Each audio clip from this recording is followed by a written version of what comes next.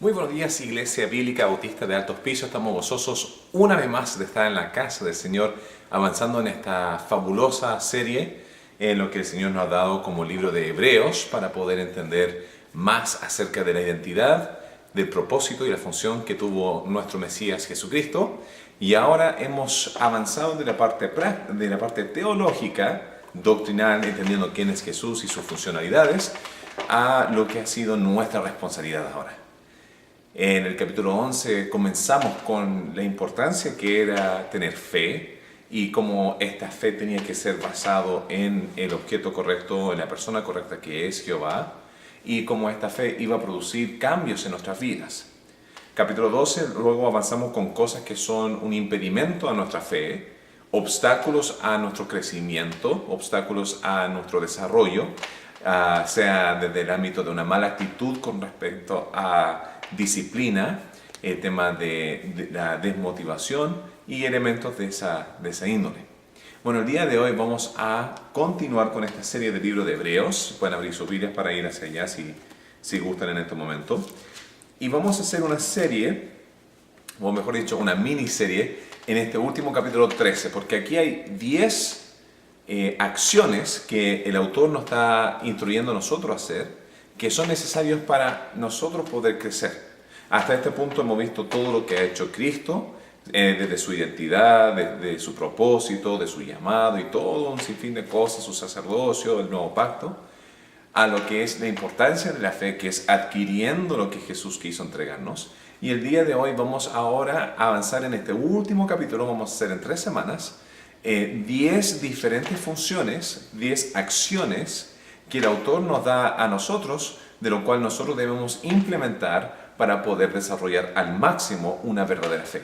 Ahora, antes de empezar con el libro de Hebreos, estaba yo leyendo en el libro de Jeremías, voy a poner mi lápiz acá para poder ahí, y en el libro de Jeremías me he topado, porque vamos a estar enseñando esto el próximo miércoles, algunos puntos sumamente importantes e interesantes acerca de la actitud que tenían los líderes en los tiempos de este profeta Jeremías a la caída de Babilonia, y cómo ellos de cierto modo proclamaban tener una cierta fe, proclamaban buscar el beneficio de Dios. No obstante, cuando vino el momento donde Dios le habló directamente, ellos rotundamente negaron aquella verdad. Algunos ejemplos de esto, y lo cual vamos a estar viendo este próximo miércoles, vemos en el capítulo, creo que es el 36, cuando el rey proclama un ayuno. Y en este ayuno pide a que toda la nación esté orando, buscando el favor de Dios. Estaban en momentos peligrosos, momentos difíciles, y querían buscar la voluntad del Padre Celestial, de su Creador. No obstante, cuando llegó un momento donde Jeremías manda una carta, él toma aquella carta después de que hubo una secuencia de personas que escucharon, creyeron y fueron entregando esto en la escala de liderazgo, hasta que llegó hasta el rey. El rey, después de escuchar 3 párrafos, toma su cortapluma, toma su cuchillo, corta el rollo, lo toma y lo tira al fuego. Y es interesante porque si tenemos a alguien que está proclamando un ayuno, está buscando verdaderamente la dirección de Dios para su reinado, y Dios le manda un mensajero y toma ese mensaje y lo quema, realmente no está buscando realmente la verdad de Dios, sino está buscando para sí mismo la aprobación tal vez del pueblo o que Dios le bendiga. Pero acá no vemos verdadera fe, porque fe significa yo escucho, internalizo y luego aplico. Fe sin obras, como dice Santiago, es una fe muerta, que no tiene una producción, que no lleva a ningún elemento grande. Una verdadera fe cristiana en Jehová, en Jesús, en nuestro Padre Celestial, en todo lo que enseña la Biblia, va a conllevar a que nosotros vamos a continuar con una acción. Fe siempre va mano a mano con acción. También en el libro de Jeremías, otro episodio cuando Jeremías lo meten preso, lo ponen en una cisterna, lo van a matar, luego lo ponen en otra cárcel. Y luego el rey a escondidas, rey Sedequías en esta ocasión, se acerca a él ocultamente, le dice: tienes palabra de Jehová. Y le dice, sí, si tú te rindes ahora, se te va a perdonar tu vida. Si tú tratas de pelear, vas a morir. Y este pueblo va a ser quemado y todo se va a ir a la perdición. Entonces el rey dijo, ya, que este mensaje no salga para afuera, que este mensaje nadie más lo escuche, y trató de dilatar el problema porque realmente no le gustaba la respuesta de Dios, y así demostrando una vez más una ausencia de verdadera fe. El día de hoy, en capítulo 13, vamos a ver 10 acciones que nosotros como cristianos deberíamos implementar porque tenemos una fe en Dios. Entonces vamos a ir al libro de Hebreos, capítulo 13, y hoy día solamente vamos a leer 2 versículos, ¿ya? Entonces, abran sus Biblias a Hebreos 13, versículos 1 y 2, y vamos a leer la palabra de Dios. Dice así: permanezca el amor fraternal. No os olvidéis de la hospitalidad, porque por ella algunos sin saberlo hospedaron ángeles. Y versículo 3 versículos, disculpen. Dice, acordaos de los presos como si estuvierais presos juntamente con ellos, y de los maltratados como que también vosotros mismos estáis en el cuerpo. Y acá vemos 3 diferentes expresiones de amor, 3 expresiones de caridad, 3 expresiones de una conectividad a través de un sentimiento de ayuda. Entonces, empieza con número 1, fraternidad, luego hospitalidad y finalmente termina con visitando a los presos. Entonces vamos a desarrollar este tema y ver cómo esto aplica para nosotros. Entonces, el primer punto que estamos viendo, que dice los apuntes de esta mañana, dice que hay que tener un amor fraternal. ¿Qué significa tener un amor fraternal? Fraternidad es un amor entre hermanos. Ahora, la Biblia dice que todo ser humano es creación de Dios, porque Dios creó toda la creación, valga la redundancia. Entonces, todos somos creación de Dios, ¿ya? No obstante, no todos, según la Biblia, no según Pastor Dusty, no según lo que dice tal fulano aquí o allá, sino según la Biblia, dice que no todos son hijos de Dios. Incluso en el Nuevo Testamento se hace referencia a 2 familias, ¿ya?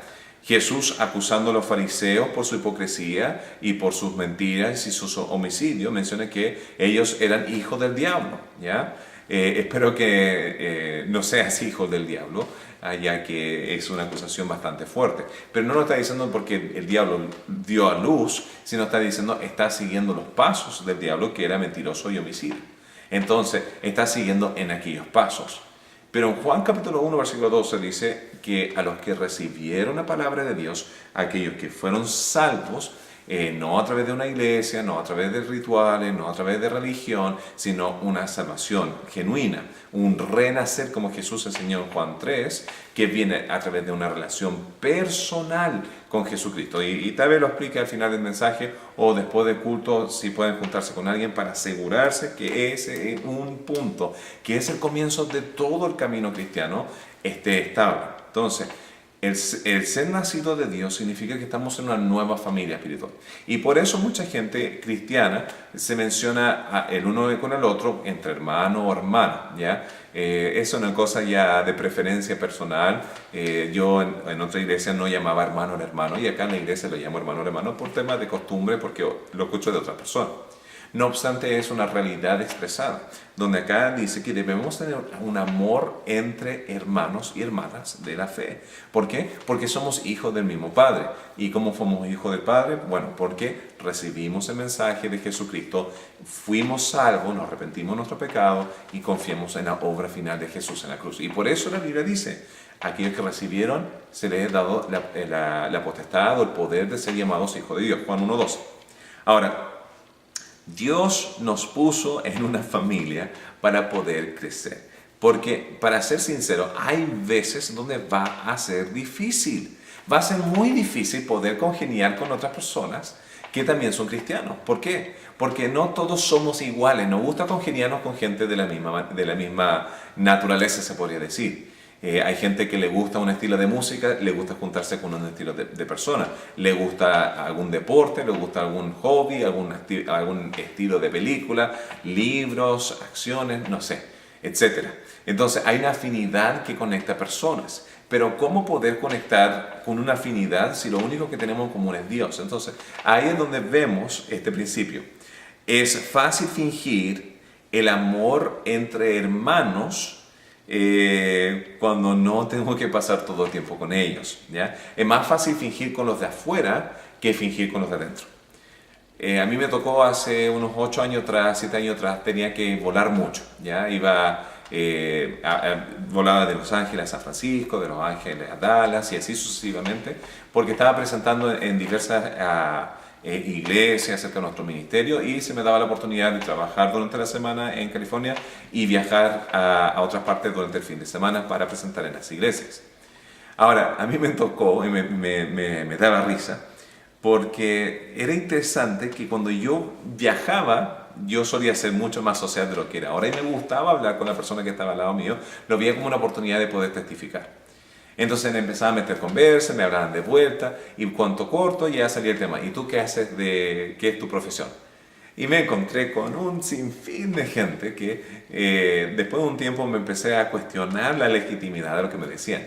Estaba con artistas de música, con una señora que me decía que trabajaba para la NASA y cosas de esa índole. Entonces, después me empecé a pensar y dije, bueno, nunca voy a ver a esta persona, nunca voy a poder verificar esta información, ellos no pueden verificar la información acerca de mí. Entonces, es fácil inventar historias cuando uno viaja. Me acuerdo con un tipo que hablaba, creo que con una joven del otro lado y le empezaba a contar el tipo de auto que tenía, el tipo del auto que tenía, y el auto, y el auto, y el auto, y el auto, y el auto. Y la cosa es que yo empecé a pensar, dije, mira, si nunca me van a poder verificar, yo podría empezar a decir, ¿sabes qué? Me gustaría tener un título de arquitectura de la Universidad de Chile. Ah, pum, ahí lo tengo. ¿Y tú qué trabajas? Bueno, soy arquitecto, estudié en la Universidad de Chile. Uno fácilmente podría inventar eso, podría decir, yo descubrí la cura del cáncer, manejo un Ferrari, y cosas de esa índole. Pero eso es fácil fingir con los de afuera, porque no tiene manera de verificarte a ti internamente. Pero imagínate que yo me junto con el hermano David o el hermano Álvaro, ¿ya? Y digo, hermano Álvaro, ¿sabes que el Señor me bendijo tanto? Me compré un Ferrari. Y me dice, wow, me gusta la Fórmula 1, y ahí podemos empezar a hablar acerca de auto. Y me dice, ¿y cuándo va a traer el auto? Y digo, ya mañana. Es que mañana, es que mañana, es que mañana. Tarde o temprano él va a saber, ya, lo más probable es que sepa inmediatamente que es falso, porque no tengo un ingreso de esa índole. Pero aquellos que están más cercanos van a poder verificar si es o no legítimo lo que estoy diciendo. Y por eso el amor fraternal es sumamente importante. Porque si es que no está unida a una iglesia, jamás va a poder progresar, jamás va a poder alcanzar a hacer un gran impacto, porque aquellos que entran van a poder ver a través de aquella hipocresía y van a decir, aquí no hay ninguna diferencia del verdadero impacto que está haciendo Dios en la vida, sino lo mismo que estamos viendo en la iglesia es lo mismo que estamos viendo afuera. Y si ese es el caso, ¿por qué voy a querer tener tu Dios? ¿O por qué voy a querer tener a tu Cristo? Si es que realmente no hay un impacto verdadero. Y por eso es sumamente importante el ser gente genuina. Mientras más tiempo pasas con alguien, más se va a dar cuenta si es legítimo o no. Entonces, ¿cómo llegamos a un verdadero amor fraternal? Y en vez de empezar a apuntar dedos y atacar, división aquí o allá, me gustaría entregar una estrategia simple, una estrategia eficaz para que el día de mañana nuestra iglesia sea aún más fuerte. Porque la unión que tengamos entre los hermanos y la unión que tengamos con Dios y Cristo va a significar el poder que el Espíritu Santo va a tener sobre nosotros y así cumplir la Trinidad. Ahora, ¿cómo llegamos a un amor fraternal?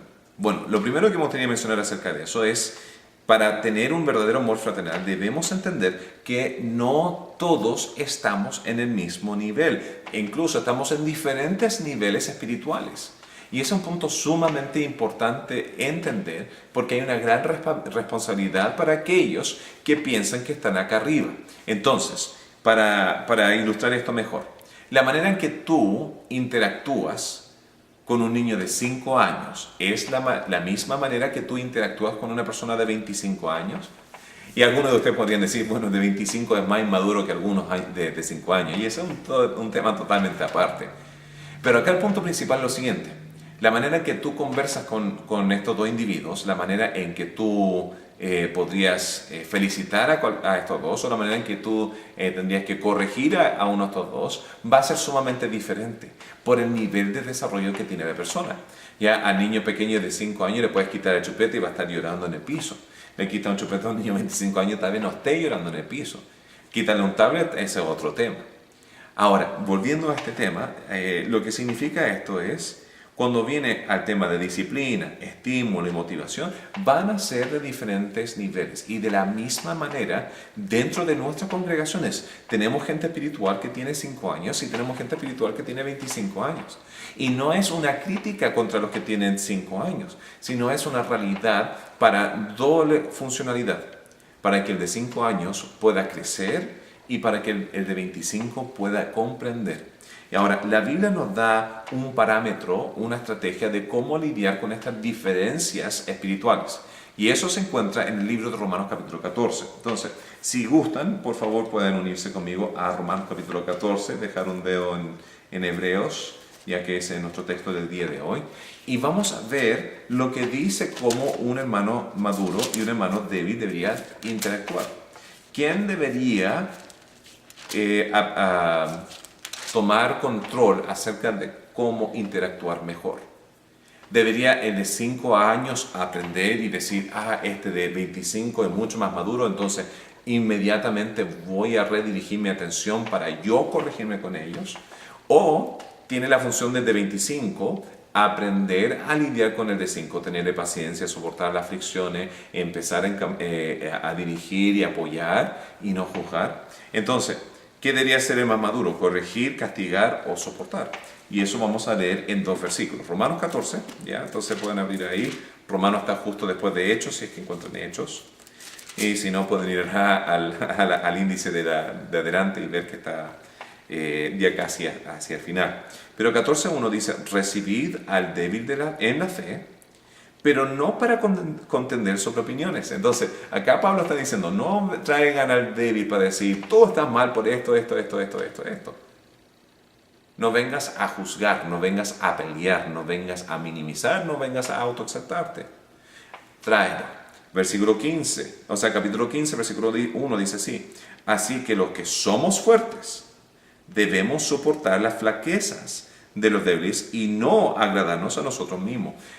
El ser maduro espiritualmente no significa que yo voy a hacer lo que yo quiero porque a mí no me va a importar el resto y decir, bueno, yo estoy acá arriba, mala suerte para los que están abajo y van a tener que aprender a la mano como yo tengo que aprender. No, dice, los fuertes tienen que llevar la carga de los débiles. Eso significa compasión, eso significa soportar, eso significa aguantar, eso significa amar y de eso se trata esta unificación, ¿ya? Entonces, número 1, si es que vamos a ser eficaz en la manera en que nosotros vamos a lidiar en este amor fraternal, debemos entender que gente está en diferentes niveles. Y cuando la otra persona explote contigo por algo que esa persona haga, tú debes recordarte y decir, ya, esa persona es más débil. Yo voy a tener más paciencia, voy a ayudar a esa persona a crecer, no lo voy a tomar personal porque esa es el precio de ser maduros, es de tener mayor responsabilidad. De la misma manera, cuando uno tiene múltiples hijos, muchas veces en los tiempos antiguos, cuando tenían 8, 10, 15 hijos, los mayores terminaban criando mucho a los menores porque tenían la experiencia y los padres necesitaban la ayuda, etc. ¿Ya? No voy a venir acá a juzgar o promover el tener muchos hijos, simplemente estoy diciendo cómo eran las cosas. Y porque tenían muchos hijos, los mayores tenían la responsabilidad de cuidar de los menores. Y de la misma manera nosotros cristianos. Eso no significa que tengo el derecho de ir y hacer lo que bien me parezca, desde disciplinar o discipular según lo que me parece a mí, ¿ya? Hay una estructura dentro de la iglesia. Ahora, el segundo punto, si es que tú quieres llegar a aprender a tener un amor fraternal, debes entender que todos tenemos un mismo objetivo. Tenemos un mismo objetivo y ese objetivo es Dios, ese mismo objetivo es Cristo, ese mismo objetivo es el cielo, ese mismo objetivo es salvar almas. Entonces, con tanta diversidad de cristianos, de antecedentes, de tendencias, de gustos personales, lo que sea, podemos ver muchas divisiones, pero acá tenemos un objetivo principal. Podrían ser tan diferentes como el agua y el aceite, que no se pueden mezclar. Pueden ser tan diferentes como la sal y la pimienta, puede ser tan diferente entre alguien flaco y alguien gordo. Entonces todo esto nos está demostrando que tenemos una misma función en común, que es Cristo. Pero lo que pasa cuando nosotros nos olvidamos de nuestro objetivo como cristianos, que es ganar personas para que vayan al cielo, compartir nuestra fe, ser generoso, demostrar el amor de Cristo, demostrar el amor de Dios, demostrar la verdad de Dios al mundo, y nos perdemos con ese objetivo. Lo que pasa es que nos tornamos en modalidad y nos ponemos en la modalidad de acaparar las cosas. Nos ponemos mucho más materialistas y empezamos a pensar esto de mío, mío, mío, mío, mío. Este es mi casa, este es mi auto, estos son mis recursos, este es mi ministerio. Ya tengan cuidado cuando digan este es mi ministerio, nadie me lo toca. Porque la realidad es que ningún ministerio es nuestro, todo es de Dios. Dios puede tanto dar como puede estar quitando. Entonces, ahí es donde nosotros debemos entender, tenemos un objetivo, y ese objetivo es hacer a Dios feliz. Porque es cuando nosotros nos deleitamos en Dios, como dice Salmos 37, aquellos que se deleitan en Jehová, Dios le va a conceder las peticiones de nuestro corazón, ¿ya? Y como lo he reiterado muchas veces en el pasado, eso no significa el yate, la casa, la mansión, el avión o lo que sea. Lo que significa es aquellas cosas que el corazón desea, que es amor, gozo, paz, y lo que significa también protección y cosas de esa índole. Dios va a estar trayendo a nuestras vidas de otras formas que no van a ser necesariamente de la manera materialista, pero vamos a ser más gozosos que aquellos que lo tienen todo. Entonces, volviendo al punto acá, es cuando perdemos el objetivo, perdemos percepción. Ahora, ¿qué es esquizofrenia? ¿Qué es demencia? ¿Qué es locura? ¿Qué son de enfermedades mentales? Enfermedades mentales muchas veces, pero no es la única manera, pero muchas veces es cuando mi percepción y la realidad no son congruentes. O yo empiezo a ver cosas que no hay, o no veo cosas que sí hay.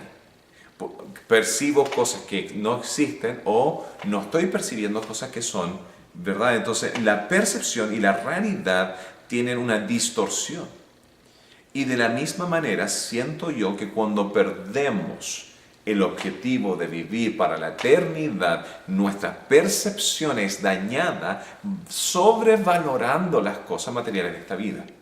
Ahora, no soy un minimalista, no soy una persona que está diciendo que debemos vender todas las cosas y vivir en la iglesia, aunque me encantaría porque tendríamos fiesta todas las noches, pero ese soy yo. Pero lo que sí estoy diciendo es cuando nosotros sobreexaltamos, sobrevaloramos el tema materialista, la parte financiera, perdemos la noción de cosas a largo plazo, porque estamos acaparando para el día de ahora, para el día de este momento, y perdemos la noción de lo que verdaderamente es la realidad. Entonces, para tener un elemento, un pensamiento fraternal, debemos tener esas dos consideraciones. Una tercera consideración en tener fraternidad es entender que fraternidad refleja verdaderamente el nivel de qué tanto estoy yo llenado con Dios, ¿ya? ¿Y a qué me refiero con eso?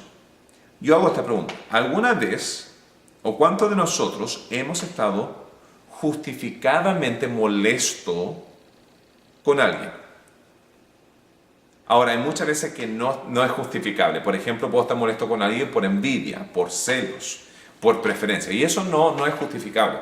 Pero cuando alguien te hace un mal y empieza a hervir la sangre y empieza a salir humos por la oreja, ¿ya? Cuando me pasa algo y estoy furioso, ¿ya? Yo sé que eso jamás pasaría con los que están viniendo el domingo a la mañana, especialmente ahora que es la final del Mundial de FIFA 2018, y lo más probable es que algunos estén en casa en estos momentos furiosos porque su equipo no está ganando. Ahora, voy así a tratar de hacer el mensaje corto para que no se asusten.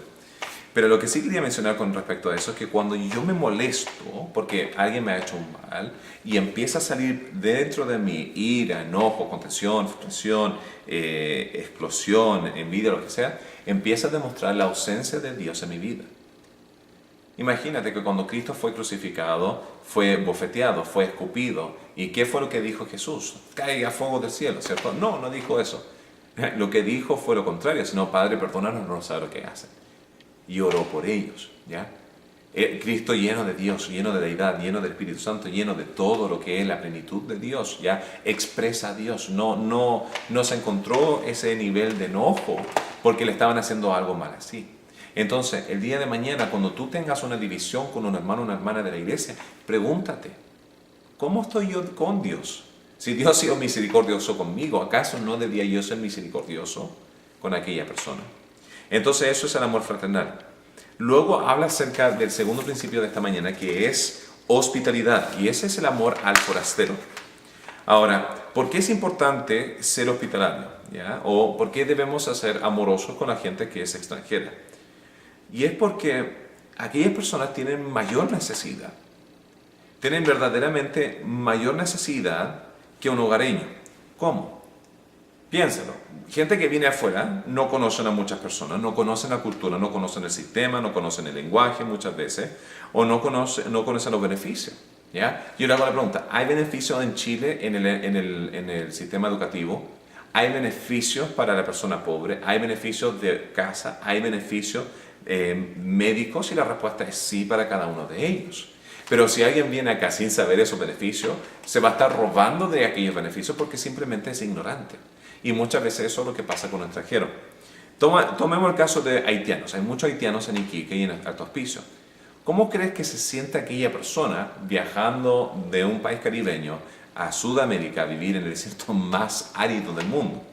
Y uno podría decir, bueno, no es mi culpa. A nadie le obligó a hacerlo. No es mi responsabilidad. Y yo entiendo eso. Yo no puedo ir y arreglarle la vida al resto. Pero al mismo tiempo, hazte la pregunta, ¿cómo se sentiría aquella persona? Porque yo me he topado con muchos chilenos que en algún punto vivieron en el extranjero o en algún punto vivieron en Estados Unidos, pero regresaron a Chile. Y yo le podría hacer la pregunta, ¿acaso el pago no era mejor allá? ¿Acaso la casa que tenías allá no era tal vez de mayor valor que acá? ¿Tal vez el auto que tenían o lo material no era tal vez mejor que acá? Y en muchos de los casos podrían decir que sí. Y uno le pregunta, entonces, ¿por qué regresaste si tenías más cosas? Y es porque hay cosas que no se pueden comprar tangiblemente que son especiales para uno. Imagínense pasar por 18 de septiembre y no comerse una empanada o no ver ningún volantín o no ver ninguna bandera chilena. Imagínense pasar un verano sin estar en la playa o ver la televisión sin un sonido patriótico como un acento chileno. En pocas palabras, el elemento de soledad empieza a surgir. Entonces, ponte la situación. ¿Cómo te sentirías tú en el extranjero? Algunos de los hermanos que están acá han vivido en el extranjero. Algunos de los que están en la iglesia son extranjeros. Y así podemos empezar a crear una diferencia porque hay una mayor necesidad y hay un mayor impacto. Incluso en el Antiguo Testamento había muchas leyes que favorecían al extranjero, de decir, no abusen de ellos, no roben de ellos, no ataquen a ellos, sino recuerden que ustedes también fueron extranjeros en un punto en Egipto. Entonces, de la misma manera, nosotros, ponte en esa situación. Entonces, ¿cómo podemos nosotros crear un corazón hospitalario? Bueno, número uno, teniendo una actitud de respeto, ¿ya? Cuando viene al tema de bromas o mofarse de otras personas, eso no es un buen camino que tomar. Si uno, y todos conocemos cómo somos, empezamos a hacer burla de la manera en que habla algún extranjero, si nos mofamos de la manera en que se viste algún extranjero, si nos mofamos de la manera en que ellos conducen sus partes prácticas, ¿ya? Empezamos a ir en un mal camino. De una manera u otra, ser burlesco no es sabio. En el Antiguo Testamento la palabra para una persona burlesca es escarnecedor. Y la Biblia es bastante tajante en el libro de Proverbios, en específico, de todo la cautela de no ser un escarnecedor, de alguien que se mofa de manera cruel de otra persona, de burlarse de ellos, ¿ya? Rompe amistades, rompe lazos. Muchas veces lo que uno siembra es lo que uno cosecha. Y si Dios dentro de nosotros una pizca ¿cómo se llama? De racismo, Dios va a recalcar que aquella persona que tú eres racista en contra va a tener una posición por encima tuyo de una manera u otra. Y así enseñar sobre ti el no serlo. En Estados Unidos hay mucho racismo, como lo es en todo el mundo. No es un racismo de esclavitud, pero es una tendencia de superioridad. Conocí a un par de cristianos que eran bastante burlescos en contra de la comunidad hispana. Y el día de hoy Dios les bendijo con adoptar a un niño que es hispano. Ahora ahí se tienen que tragar las palabras y ver que personas son personas. No importa tu color, tu antecedente, tu forma de ser, tu peinado, lo que sea. Personas son personas. No importa si tienen 10 pesos, no importa si tienen 10.000 millones de pesos. Cada individuo es especial ante los ojos de Dios. Y acá está enseñando, si tú vas a ser una persona hospitalaria, debe comenzar con una actitud de gran respeto. ¿Ya? Por lo general, la razón por la cual gente echa a otros para abajo es para poder ellos autoexaltarse. Y es una de las cosas que yo empiezo a percibir. Cuando yo empiezo a ver a alguien que es burlesca, la primera bandera que sale es: entiendo que esta persona realmente no es una persona espiritual, porque no ha visto el valor de que cada ser humano es creado en la imagen de Dios. Además, veo que es una persona que por lo general podría ser una persona con muy baja autoestima, lo cual conlleva en mi mente a decir: esta persona no va a ser un buen líder dentro de una iglesia. Se ve como una persona egoísta que va a hacer daño a otros, o una persona narcisista que se cree superior al resto. Y todos esos son atributos de carencias de carácter y disciplina del individuo que no va a ser usado grandemente en la mano de Dios, en mi opinión. La segunda manera de crear una actitud, un corazón hospitalario, es teniendo una actitud de empatía, de ponerte en los zapatos de ellos. Imagínate qué pasaría si estuvieras solo en otro país. ¿Cómo se sentiría? La frustración de no poder comunicarte normalmente porque tal vez el lenguaje es diferente. Número 3, para crear una actitud hospitalaria, debes tal vez tener una actitud de querer aprender de ellos. Cuando nosotros fuimos a la escuela de candidatos, se llama, para llegar a ser misionero, entonces fuimos a la universidad o al instituto bíblico para tener tus credenciales 4 o 5 años. Y después de eso, cuando quieres salir por una agencia misionera, luego ellos te internan y te empiezan a capacitar en algunas áreas. Y una de las cosas que me acuerdo bien fuerte que ellos hacían énfasis para gente que nunca había vivido afuera de su país natal, era entender que porque una cultura lo hace diferente, no significa que esto es mejor o esto es peor. Y realmente atacaban el hecho de pensar: esto es mejor, esto es peor, hoy porque lo hacen así, aquí, allá, allá. Y yo he hablado con algunos misioneros veteranos que tengo respeto hacia ellos por su legado y su tiempo en el ministerio. Pero me acuerdo hablando con ellos y decían: esta cultura acá, y empezaban a decir esto negativo, y esto negativo, y esto negativo, y esto negativo. Y eran solamente negatividad. Entonces, acá no. Si tú vas a crear un corazón hospitalario, debes entender que hay cosas que podrías aprender de otras culturas. Pensar: ¿sabes qué? Mira, esta es una manera diferente de cocinar, pero no es tan malo.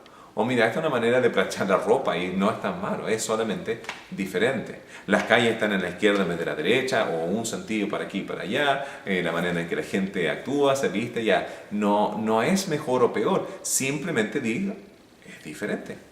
Entonces, eso es algo que todos deberíamos poder aprender a congeniar y ser civilizados. ¿Por qué? Porque nuestra fe en Dios conlleva a una diferencia. Finalmente, dice ir a visitar a los prisioneros, ¿ya? Y no estamos hablando de ir a un concierto de los prisioneros, que es totalmente diferente, sino acá está hablando específicamente de aquellos que están presos.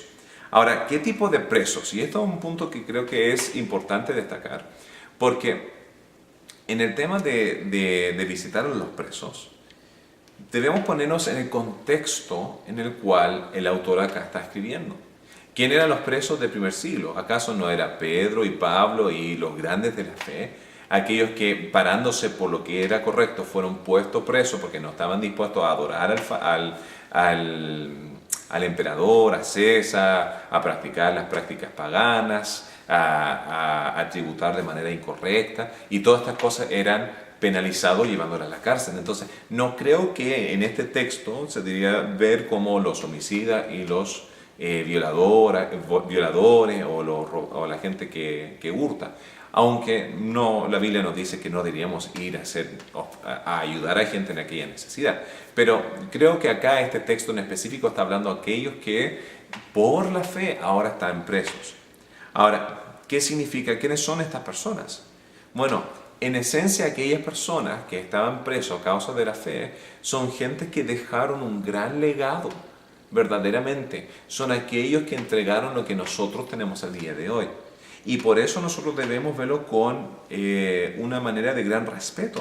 Visitar a aquellas personas que invirtieron en nuestras vidas. Entonces, el día de hoy, tal vez, tu pastor o algún líder antiguo tuyo no está en la cárcel. Pero digamos que el día de hoy es una persona anciana donde tal vez no está ministrando tanto como antes. Estas son personas que tal vez entregaron su vida para hacer un impacto en tu vida o en el impacto de otras personas y ya han sido olvidadas. Entonces acá está diciendo, ve a recordar a aquella gente olvidada que necesita. ¿Estás agradecido por aquellos que invirtieron en tu vida? Entonces, ¿cómo podrías tú motivarle? Bueno, alguna manera de motivarlo diciendo que gracias, para empezar, porque ahora el día de hoy estoy tomando buenas decisiones porque aquella persona invirtió. Podrían decir, ahora estoy creciendo, o ahora estoy activo en el ministerio, o ahora estoy entregando mi vida a las cosas del Señor, pero era gracias a que hiciste esto. En otras palabras, le estás diciendo a aquellos que sacrificaron sus vidas para que tú pudieras progresar, tú vas y regresas. Y le dices, ¿sabes qué? Gracias, valió la pena. Gracias, valió la pena.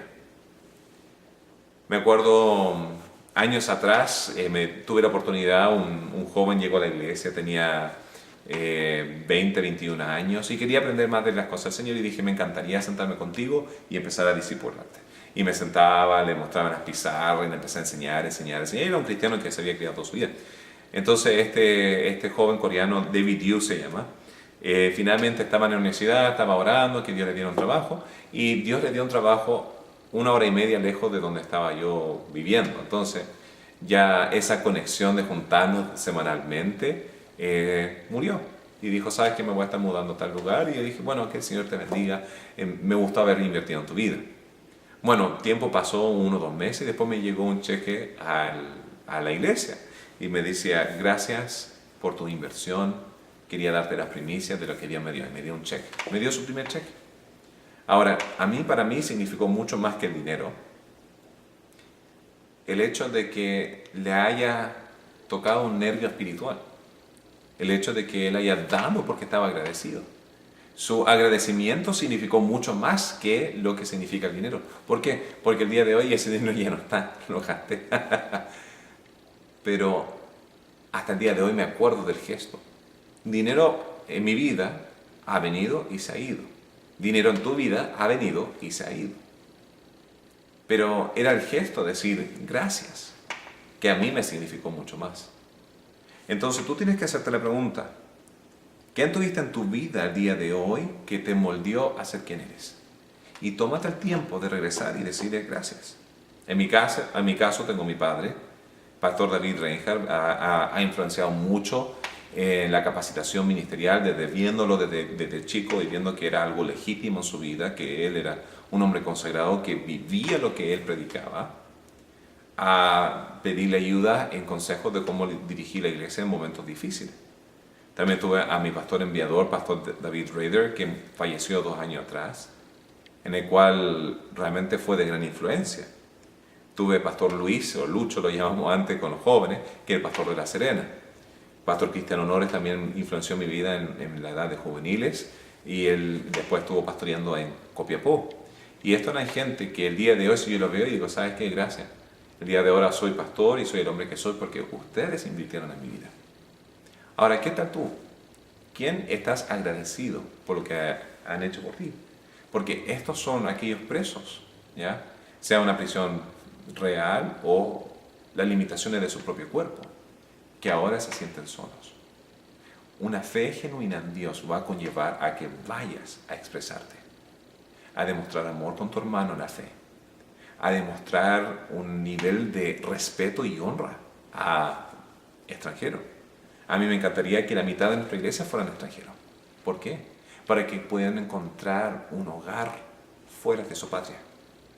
Además, deberíamos a través de fe nosotros demostrar también un gran respeto, un gran amor y apreciación a aquellos que invirtieron nuestra vida. Y de eso se trata estos los primeros 3 versículos de Hebreos en una parte práctica. Más allá de teología, más allá de doctrina, esta es la parte práctica de demostrar lo que es verdadera fe, porque Dios vive en nosotros. Que el Señor bendiga, disfruten el resto de esta tarde.